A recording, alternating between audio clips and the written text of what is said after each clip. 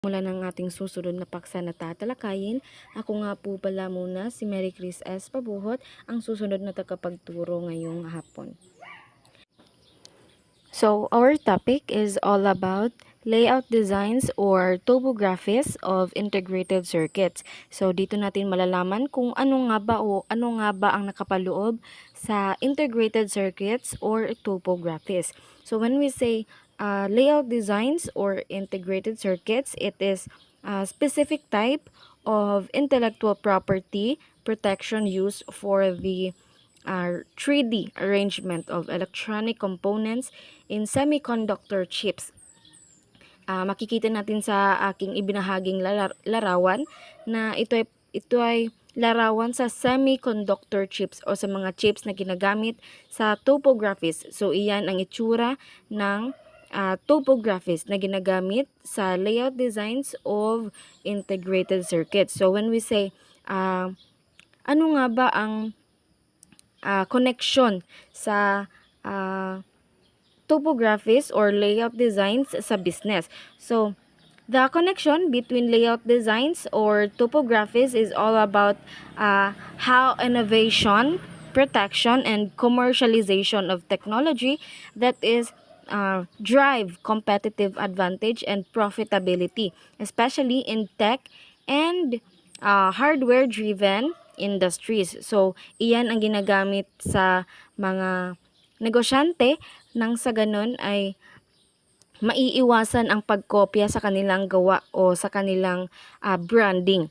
So, bakit nga ba pinoprotektahan? Pinoprotektahan ang kanilang gawa nang sa ganun ay prevents others from copying your cheap design and selling counterfeit versions. So, iyan ang maibibigay kong halimbawa na hindi nila agarang makakopy o makokopya ang iyong gawa ng dahil sa ginawa niyong topographies. So, makikita natin sa bandang baba ang integrated circuits. Kapag sinabi nating integrated circuits, an integrated circuit is an electronic device with interconnected components built into a small chip. It performs electronic functions in gadgets and machines. So, makikita natin sa aking ibinahaging larawan na ang integrated circuit, ito yung electronic device na kumukonekta o nakapaloob sa layout design or topographies sa loob nito. So, ang topographies, iyon yung body niya talaga. Pero yung integrated circuits, iyon yung nakakonekta na nakadikit sa loob o sa labas ng isang topographies. So, iyan ang aking maibibigay na halimbawa o pagpapaliwanag sa layout designs or topographies of integrated circuits. Ngayon, dadako naman tayo sa susunod na paksang aking tatalakayin na kung saan ito ay patungkol sa common mistakes to avoid with intellectual property or IP. So, next slide please. Ngayon, dito naman tayo sa common mistakes to avoid with intellectual property. So, kapag sinabing intellectual property or IP, it is refers to creations of the mind that are legally protected, giving the creator exclusive rights to use or make or sell their creation for a certain period of time. So, kapag sinabing intellectual property, ito yung ginagamit sa mga negosyante o sa mga creator o kaya sa gumagawa ng mga branding na ipinagbabawal na kunin o hirmin ang isang bagay o ang isang brand o ang isang trademarks ng isang branding na kung saan kapag ginamitan nito ay magkakaroon ng copyright or makakasuhan ang isang gumagaya o kumukuha ng isang original ng isang negosyante o manggagawa o creator. So, the example of the intellectual property, the first one is trademarks, the second one is patents, the third one is copyrights, the fourth one is trade secrets. Kapag sinabi nating trademarks, ito yung pinoprotektahan or protect brand names, logos, or slogans. For example, sa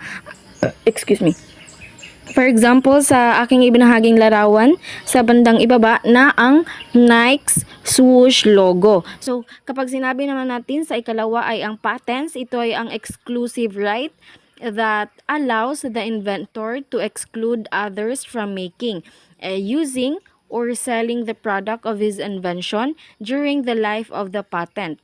And also, the patent owners may also give permission to or license other parties to use their inventions on mutually agreed terms. So, ang patents ay maaaring hirmin o gamitin ng isang tao o ng isang kumpanya kung nagkaroon sila ng mutual understanding o mutual agreed terms. So, dito naman tayo sa copyrights. Alam naman natin na ang copyrights ay talagang malaking epekto ito sa ating lipunan dahil sa kumukuha sa original na anyo ng isang bagay o ng isang kanta. At ang panghuli na halimbawa na aking ibabahagi sa common mistakes to avoid with intellectual property ay ang trade secrets. Kapag sinabing trade secrets, ito yung protection or to protect confidential business information. Halimbawa na lamang sa Jollibee secret recipe or maaaring sa Coca-Cola secret recipe. So the next slide will be why IP matters or why intellectual property matters. So the first one is to prevent others from copying or using your work without permission. The second one is builds brands identity and value. And the third one is can be sold or licensed for profit. And the fourth one is encourages innovation and creativity. So, sa bandang ikatlo ay ang can be sold or licensed for profit na kung saan ay maaari mong pagkakakitaan ang iyong gawa. Kung sino mang gustong humiram ng iyong logo o ng isang branding ng isang kumpanya. So, dyan lamang nagtatapos ang aking talakayan. Naway marami kayong natutuhan sa aking pagpapaliwanag at pagbibigay ng halimbawa sa aking talakayan. Ngayon, ang